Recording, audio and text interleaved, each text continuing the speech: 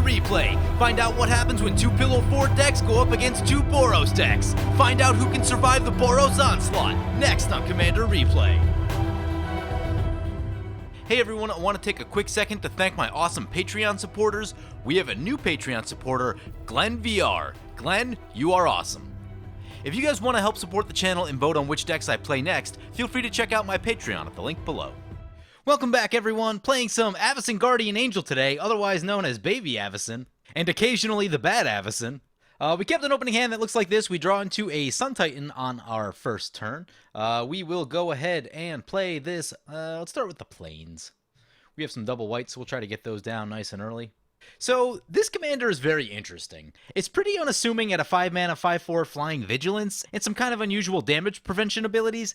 However, I was messing around with this deck in paper for a little while, a ways back, and I noticed that just getting a 5-mana flyer onto the board quickly with Vigilance can actually do, like, quite a bit of damage, especially because, like, if you play it by itself, people aren't necessarily thinking board wipe since you're not, like, laying out 4 or 5 creatures, but you can just fly over everything and just keep whacking everyone for 5, and, you know, before you know it, life totals are starting to get low, and it's surprisingly effective in that it's just a big creature that flies and has Vigilance. So I wanted to take another crack at this deck. When I built this particular deck list this morning, I got, I don't know, maybe 50% of the things I wanted it to be, so I'm probably going to have to tweak it a bit more. We'll see how it goes, but I did get one very spicy inclusion in here, which is that the deck is running Heirloom Blade, and all of the angels in the deck have reanimation abilities attached to them, so we can do this little trick where if we put Heirloom Blade on Avacyn, we can send her to the graveyard and then go get an angel that'll bring her right back. So I'm pretty excited to try that out. We'll see how it goes. But the cost of doing that was that I did have to put more creatures than I was initially intending into the deck. Ultimately, where this deck will probably end up, it'll probably turn into a very low creature count Voltron control style of deck, is probably the best way to play it. But working on this deck this morning, this was a deck that I had more trouble cutting down than like any other deck in recent memory over the past, I don't know, 4 months or so. So yeah, it was pretty difficult getting this thing together, but here we are. Anyway, that's going to bring it to our second turn. It's probably a good time for this Grand Abolisher while everyone is tapped out. Our opponents, by the way, all laid down some equipments last turn. We had some Lightning Greaves from the Angus Mackenzie, Sword of the Animist from Aurelia Exemplar, and a Blade of Selves from the Razia Boros Archangel. There's a Ristic Study coming down for the Angus Mackenzie. So I am joined by 3 Patreon supporters today. First up, we have Dave playing Angus Mackenzie. Angus Mackenzie, real bad for all the commanders at the table. Everyone looking to do combat damage, Angus Mackenzie says no to combat damage. He did lay down some Lightning Greaves and now has a Ristic Study in play. Next up, we have Archangel 227 playing Aurelia Exemplar of Justice. They laid down a Sword of the Animist on their last turn. They do have a Makokoro in play. It looks like they might be looking to activate that at some point. But they're going to wait a little while, I think. And then next up, we have Chaotix 2075 piloting Razia Boros Archangel. And if this is the deck list he showed me just a little bit earlier today, all of the creatures in the deck will actually be red and white. Kind of a fun little colors matter sort of deck that he's got going, but still has a lot of very good Boros staples in it, so I wouldn't be surprised if it could punch out some damage. And they're going to go for a Boros Locket, and that's going to go into the Ristic Study. So Dave's going to get to draw a card. That's going to bring it back to our turn. We draw a Smothering Tithe, sweet. We're going to go for the Nykthos right here, and then we'll play the Endless Atlas and pay for the Ristic Study. And I think we're going to hit Dave for 2. Down to 37, past the turn. Signet for the Angus Mackenzie. Oh, Grand Abolisher stops Angus Mackenzie from being activated during our turn. That is pretty huge, although Dave laying down a Ghostly Prison. Opponent's going to activate their Makokoro. We draw into another Plains, sweet. Opponent's going to cast a Leonin War Leader. When it attacks, it gets to create 2 1/1 white creature tokens with lifelink that are tapped and attacking. Ooh, nice. Razia is going to crush Contraband on the Lightning Greaves and the Ristic Study. That sounds good to me. I was just thinking about where all of our white removal is. There's a pretty high removal count in this deck, so that's exciting. But even more exciting than that is us laying down this Plains and then casting the Smothering Tithe, and being that opponent just used a bit of removal. That seems pretty good, right? Send the Grand Abolisher over to the Razia Boros Archangel. There's a Sterling Grove for the Angus Mackenzie. That's a pretty good one. Angus Mackenzie coming into play. Yep. Opponent's going to equip the Sword of the Animist to the Leonin War Leader. Sure. And they're going to send it into us. Bummer. Sword of the Animist will trigger, and Leonin War Leader will trigger. So one of the keys with this deck that we kind of missed this game, you want to get Avacyn into play before turn 5. Like, even something as simple as a Mind Stone, getting it down to turn 4 is really huge. We were not able to do that this game, which is unfortunate. And when I rebuild the deck, I will probably make sure that there's a lot of 2-mana ramp, 2 and 3-mana ramp in the deck, because having this thing down on turn 4 is just really, really good. And just, you know, like this Leonin War Leader would not be swinging at us if we got it down a turn early, so... but instead it is, and we're going to be taking this hit for 5. Opponent gets their land. Trying to think about what I want to do with the treasure tokens right here, and I think we might actually draw with the Endless Atlas. Thinking about whether I wanted to hoard the tokens or not, but I'm feeling like just smoothing out the draws a little bit. Seems like a good idea. Aurelia Exemplar coming down. We will draw a card. That is coming down for the Razia opponent, by the way, just to make sure that that's clear. And there's a Mana Crypt. Sweet. Probably be able to do some cool stuff on our turn. And there's some boots. Boots are cool. Play this Plains. Play this Mana Crypt. So get Avacyn into play right here. And we can actually get a little bit of extra mana with the Shrine of Nykthos. So we get 6 additional mana. Pretty sweet. Play the boots. I really want the boots on the Avacyn. I was thinking about going for the Solemn Simulacrum, but I really want the Avacyn to have the boots. So get the boots on the Avacyn. And then we'll draw with the Endless Atlas while we've got the mana floating. Ooh, we draw the Heirloom Blade. Nice. I can't wait to get that down next turn. Send the Archangel Avacyn into the Aurelia Exemplar. So they go down to 37, 5 commander. Smothering Tithe will trigger. Treasure token for us. Yep. That's a flash from the Angus Mackenzie. I'm sure this can't be good. Into a Protean Hulk. Oh boy. Gets a Mother of Ruins and a Seedborn Muse.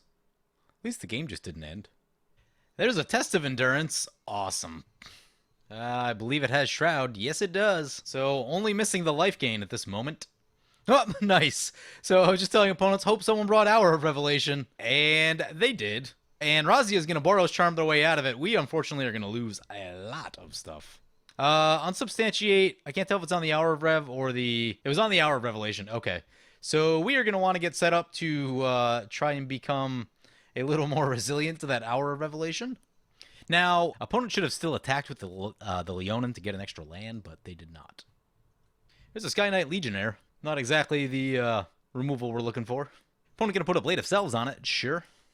Opponent going to use the Aurelia ability on Sky Knight Legionnaire, and Angus Mackenzie going to activate. Opponent's got a 2-2 coming into us. We will block that off of the Blade of Selves trigger. Also, Blade of Selves, I believe, is still bugged, so the tokens won't exile at the end step like they are supposed to. Oh, right, the damage is prevented, so, yeah. So brings back to our turn, Mana Crypt flip on us. Let's go Tails. We won the flip. There's an Enlightened Tutor. That's something. Let's, Enlightened Tutor. See what we have. Aura of Silence. Oblivion Stone is a card. Yeah, I think Oblivion Stone's where we want to be right here. Do I think that Aura of Silence is good enough? It would basically get the Sterling Grove, and I don't want to play the Sun Titan yet. Yeah, that doesn't seem great. Oh, yep, Oblivion Stone. So we've got some mana, use the Endless Atlas, draw the Oblivion Stone, play the Oblivion Stone, and we'll still have enough to activate it. So with that, we are going to combat. We do need to pay 2. We can't pay the 2 and still activate it. Crap. Ooh, he's going to Primal Command our Nykthos. Goes on top of its library and then gets a search for a creature. Ugh. It's going to hurt a little bit. It's a Jace's Archivist. I like what's in our hand. I really don't want to see that in play. Opponent's going to use the Angus Mackenzie to prevent combat damage. Opponent's going to send the Leonin at us. Yep. So they get some tokens and get to search for a Sword of the Animist. So opponent's going to use the Mokokoro. That's good for us if the board doesn't get wiped right here. So we draw back into our Nykthos, which is cool. And we'll get a bunch of Smothering Tithe triggers. Opponent, Dave pays for one of our Smothering Tithe triggers. Bummer. Opponent finally hits a land. Said they hadn't drawn a land all game. And they're going to Blasphemous Act. Can we do anything about that? Nope, doesn't look like it. So Angus going to Enlightened Tutor. Angus going to Mother of Runes on the Seedborn Muse. Yep. Not too bad. We got rid of the Angus and the Mother of Runes. That's a step in the right direction. Luckily for us, with the Smothering Tithe, we can generate some pretty decent mana and try to get back into this quickly. Opponent's going to use their Boros Locket to draw 2 cards, sure, and that's going to continue to trigger the Smothering Tithe. He did search for a privileged position. Not too worried about that with the Oblivion Stone and Hour of Revelation in our opponent's hand. Scry Temple coming down for the Razia opponent. Ooh, nice. Razia's gonna swords on the Seedborn Muse. That should really slow Angus down. We're gonna put a fate counter on our Smothering Tithe. It's gonna bring it back to our turn. Mana Crypt flip. We won the flip. That's a Stonehewer Giant. So replay the Nykthos. How much mana can we make this turn? Right now that's 7 plus 4 is 11, and we might be able to get a little bit. No, plus 2 more is 13. And then sum off the Nykthos? Okay, okay. So let's get the Stonehewer Giant in play. We know there's an Hour of Revelation that we have to dodge. Let's get the boots on the Stonehewer Giant. That leaves us with 8 mana. Takes 5 to blow that, and 2 to use the Stonehewer Giant, which means we don't have enough to attack. That's frustrating. I guess we're just going to hit one of our other opponents until we can do something about the Ghostly Prison. So we have a lot of abilities that we can use. We can use the Stonehewer Giant if we need to get indestructible. We can use the Endless Atlas if we need to draw, and we can put fate counters on Oblivion Stone or use the Oblivion Stone as we need to. Here comes a Mystic Remora. Yep, here comes that Hour of Revelation, so we're going to want to do some stuff about that. First is activate this Stonehewer Giant. We're going to get Darksteel Plate, equip it to the Giant. Next, we're going to draw with the Endless Atlas. We draw Plains. I'm going to let the Remora resolve and see if Dave's planning to respond at all. I guess we just float a bunch of mana. Makes me sad to lose that Smothering Tithe. Dave's going to Sterling Grove. Oh boy. Is there an indestructible? I think I'm going to blow the Oblivion Stone right here, just to be safe. I feel like there might be an indestructible aura or something. So we get rid of everything. Let's see what he goes to find with the Sterling Grove. Oh, puts it on top of the library. I thought it put it into play. It does not. Whoops. So the next plan is going to be to make sure that our Sun Titan comes down and survives on the board for a couple turns. Oops, Smothering Tithe for the Aurelia Exemplar opponent. The Battle of Smothering Tithes.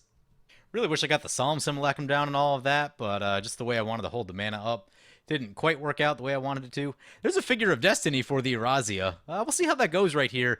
Figure of Destiny, usually very slow, but after a board wipe, you know, not the worst thing. Everyone taking a little while to rebuild, so it's a 4/4. It does take a bit to get it to that next level, though. Not paying for the Smothering Tithe. Play the Plains. Oh, this is frustrating. We are one short of being able to equip the Swiftfoot boots, which I think means we wait before doing that. Oh, but it really makes so much sense. So maybe we go Solemn Simulacrum. Yeah, let's just get the Solemn Simulacrum down. A little late, but next turn we can set up for a big Sun Titan play. Get the Plains. Check on the equipment's in the deck. I forget what's in here exactly. Ooh, Hammer of Nazan gives us a free equip, which could be very relevant. Luxodon for some life gain. Inquisitors for damage. Blackblade for damage. Oh, that's... I think I'm going to go for Hammer of Nazan. Swing into the Angus Mackenzie. I'm going to wait on the hammer. Yeah, it's 4 damage. Or was it? No, it's 2 additional damage, but I don't really want opponents to see what we're doing yet. Take away the ability to respond at sorcery speed. There's a Greater Auramancy. That was the one I was trying to think of. I couldn't remember what it did. For some reason, I felt like it was giving indestructible, but that is not what it does. But now they've got that with the privilege position, so that means board wipes will be needed to deal with that. Ooh, opponent going to play Godo Bandit Warlord. Hope they don't have a Helm. That's a Helm. We might be able to get out of this. So, this is already indestructible. If we put Luxodon Warhammer on this, I think we gain more life than he does damage to us. Yep, he's going to equip the Helm of the Host. So, Godo attacks and creates the trigger. That'll repeat itself. Opponent's going to block with the Figure of Destiny on the next one. Yep, that's just going to keep going. So, Razia's in trouble. So, Razia scoops, and now it's up to us. Ah, crap, now there's 2. 2 might be tricky. Opponent didn't attack. Interesting. So, I guess at the end step, we're going to get Luxodon Warhammer. That seems important right here. Smothering Tithe will trigger for our opponent. Not going to pay for that. Oh, what are we doing? We should probably leave Comeuppance up. We could just play the Palisade Giant. Yeah, we could just play the Palisade Giant and put Hammer of Nazan on it. Seems like a plan. We won't have the mana for Comeuppance. I need to get a Feast and Famine in this deck. Yeah, I need to rework the equipment package in this deck a little bit. If we're going to be using Stonehewer Giant, we want Feast and Famine and all of the best stuff. So let us Yeah, let's get the untapped land. Ooh, we are one short. So we'll probably use comeuppance this turn. First, I guess we attack in. We go up to 42. Opponent's down to 26. So, okay, yeah, I think this turn, let's get the heirloom blade down.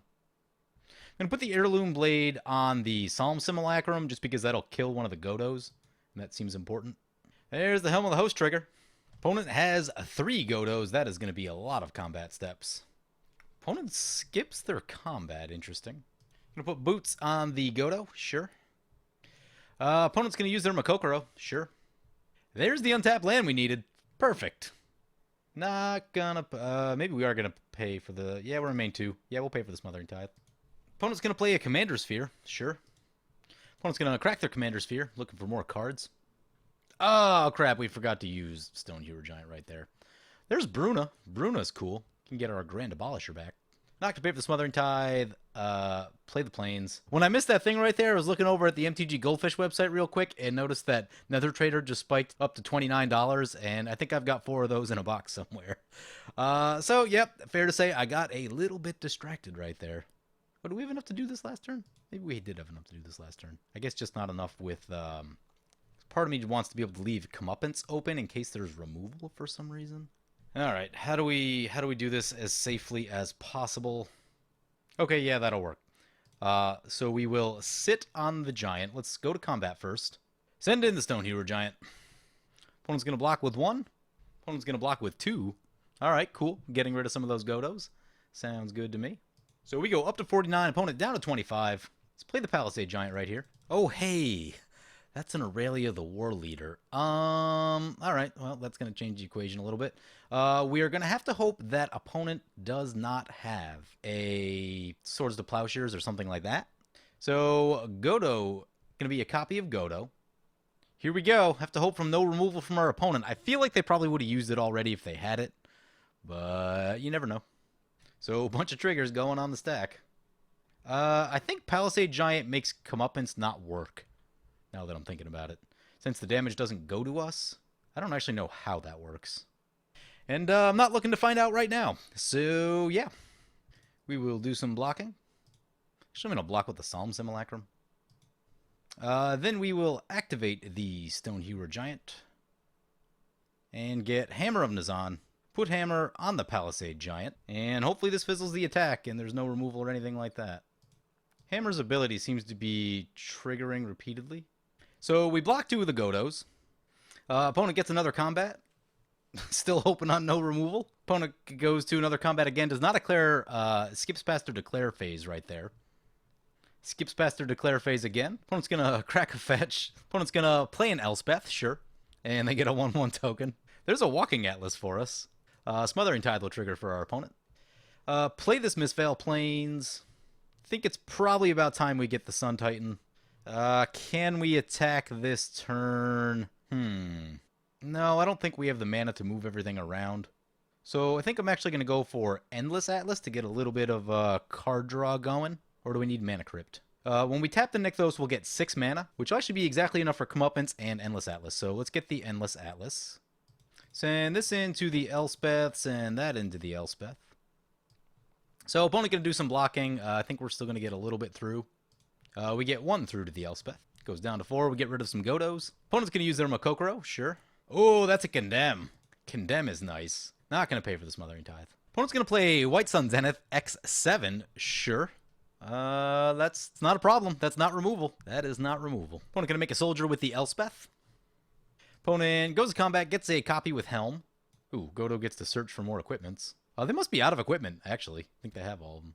Opponent going to do some attacking. I'm just going to let this go as is for a minute. We should have blocked. Would have gained some more life. Opponent no longer declaring attacks. Getting lots and lots of Godo tokens. Opponent's going to pass the turn at the end step. Activate this Nykthos. Get some mana. Use the Stone Hero Giant. See what we have for equipments. A Blackblade Reforged is pretty cool. Yeah, let's get Blackblade Reforged. Going to put that on the Sun Titan. Seems to be double Hammer of Nazan triggers somehow. It's kind of odd. Activate the Endless Atlas. Here's a Path to Exile. That's a pretty good one. Smothering Tithe will trigger. And we can actually pay for that. That's an Idyllic Tutor. Smothering Tithe triggers again. See what we got for enchantments. True Conviction. True Conviction is an enchantment. Duelist Heritage is an enchantment. Oh, hey, our timer is running very, very low. That means let's get Avacyn. 7. As much as I want to move equipments around, do things like that, we're going to wait just a second. So send the Stone Hero Giant into our opponent's face. So we're up to 70. Interestingly, opponents had Mask of Memory out for a while, and they have not been using it. Though with the damage redirection, probably doesn't work. I guess that's a thing. Opponent's going to Skull Clamp a token. Sure. Opponent's going to Makokoro. Not going to pay for the Smothering Tithe. We draw planes. There's a Soul Ring. Opponent's going to go to combat and start making Godos. Opponent's going to get 4 Godo triggers. So all the Godos go down. Alright, so I'm going to do it this way. It doesn't look like opponent has anything right now. So I'm going to activate all the stuff. It's a little bit early, but our clock is running down, and I need the F6 right here. So draw with Endless Atlas. There's a Myriad Landscape. Path to Exile on Aurelia. Activate the Giant. Let's get Inquisitor's Flail. Equip that to our Avacyn. And F6. Actually, we have 4 left. I'm going to come up just to be safe. Brings it back to our turn. There's an Open the Armory. There is a Smothering Tithe trigger. Do not pay for that. Luxodon Warhammer. Onto the Avacyn. Blackblade Reforged. Onto the Avacyn. Go to combat. Send it to opponent's face. Bam! Getting there with Avacyn, Guardian Angel. So, Godo Helm ain't no big deal to Avacyn Guardian Angel, thanks to our indestructible giants. That was one of the other tricks I built into this deck, was Protector of the Crown and Palisade Giant with the 2 indestructible equipments. So, yeah, we can just sit there and take damage all day. Pretty cute. We didn't get to use the Heirloom Blade into Angel Reanimator thing.